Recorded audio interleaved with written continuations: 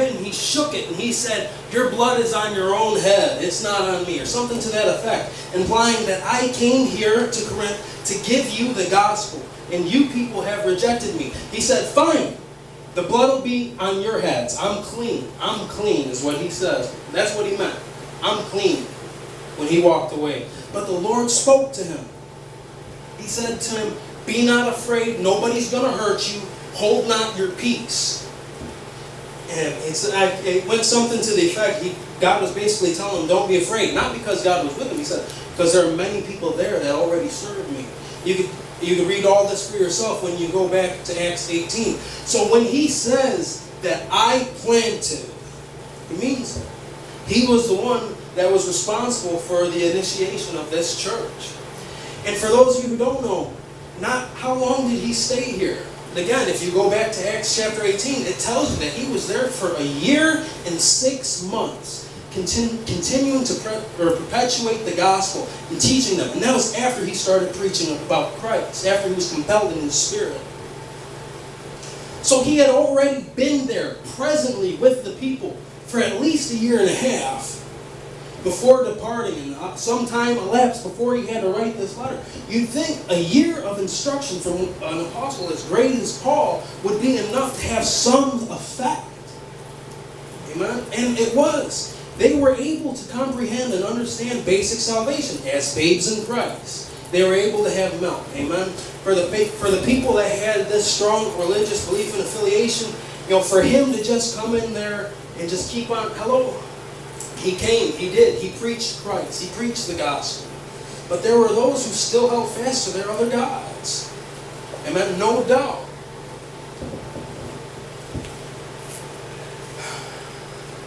There was an importance there.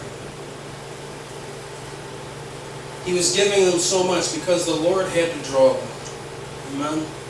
We could preach to people all day, but unless the Lord draws them, unless the Lord builds the house, we labor in vain. Amen? But that is how this church actually began. And if I'm not mistaken, it says that he went from there and he traveled on into Syria, and then etc., etc. Anyways, back to the message. It says in verse 7, getting back to it, "So then neither is he that planteth anything, neither is he that watereth." And implying, he's saying, I'm nothing without God. And then it says, "But God that giveth the increase," meaning all glory to him, all honor to him, all praise to him. That's one thing that bothers me. One thing that I really don't like is people parading themselves around as if though they're something that they're not. Look at me and how great that I am. And it's just, it makes me just want to throw up my hands in confusion. Like, why? What are you talking about? See, it's not of works lest any man should boast, right? Well, we're going to talk an awful lot about works in these upcoming verses. But for anybody to attribute any of the credit to themselves, you're foolish. Because what could you have done if Christ hadn't died for you? What glory do you have? You're able to feed people, okay? But if you're not doing it in the name of Christ, what good is it?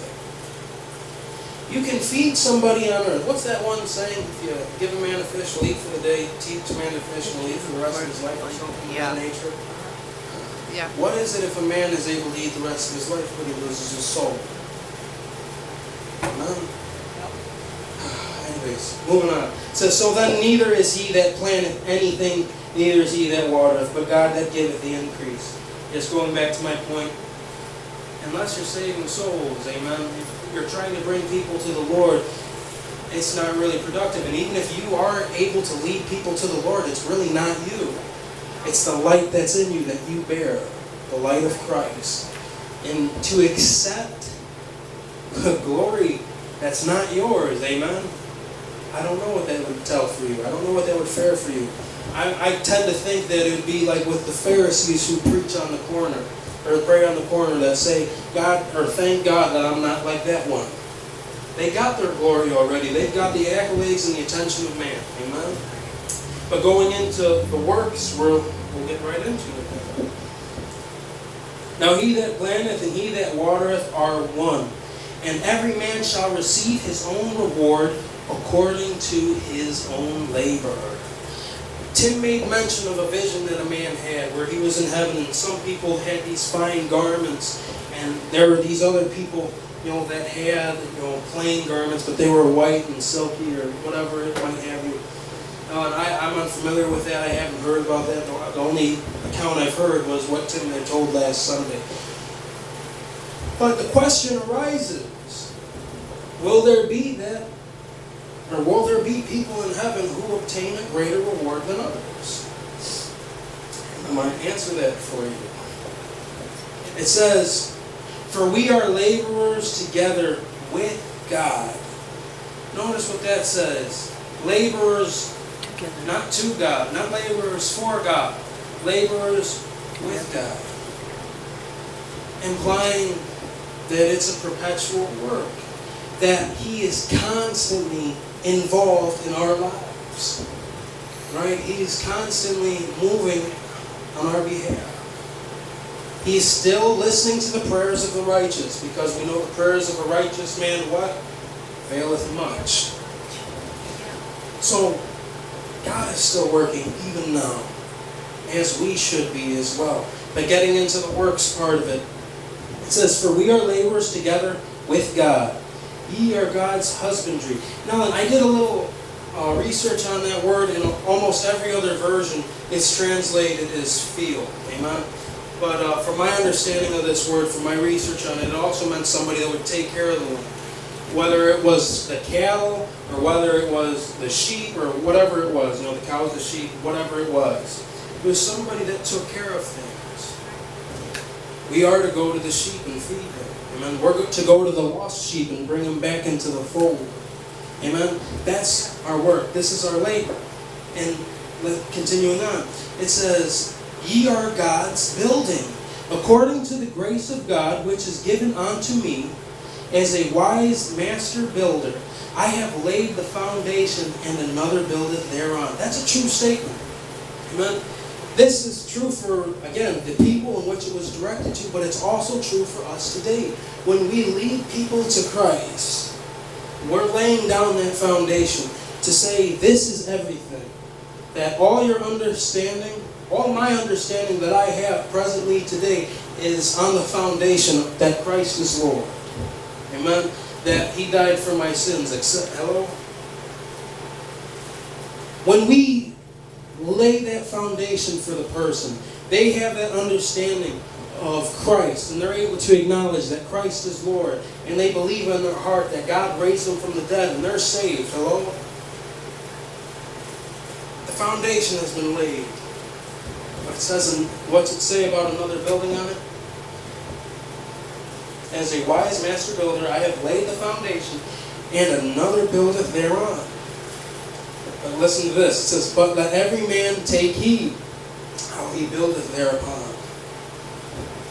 So the foundation is Christ. And what we do is how we build it. Amen.